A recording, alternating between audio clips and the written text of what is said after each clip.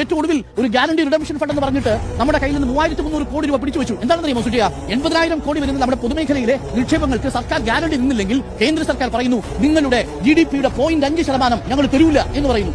എന്ന് പറഞ്ഞാൽ ഒന്ന് ആലോചിച്ച് നോക്കൂ, 3300 കോടി രൂപ ഇപ്പൊ കേന്ദ്രം തരുന്നില്ല. എന്താണെന്ന് വെച്ചാൽ നിങ്ങൾ ഗ്യാരണ്ടി നിന്നില്ലെങ്കിലോ എന്ന് കരുതിയാണ്. ഇതെന്തിനാണ് ഇത് കൊണ്ടുവരുന്നത്? എന്തിനാണ്? കേരളത്തിലെ പൊതുമേഖലാ സ്ഥാപനങ്ങളല്ലേ ഇത് ഇങ്ങനെ ഓരോന്നോരോന്നായിട്ടാണ്. ഇതിന്റെ പുറമെയാണ് കിഫ്ബിയുടെ പേരിൽ, പെൻഷൻ ഫണ്ടിന്റെ പേരിൽ ഒക്കെ കേരളത്തെ കേന്ദ്രം പിഴിഞ്ഞുകൊണ്ടിരിക്കുന്നത്.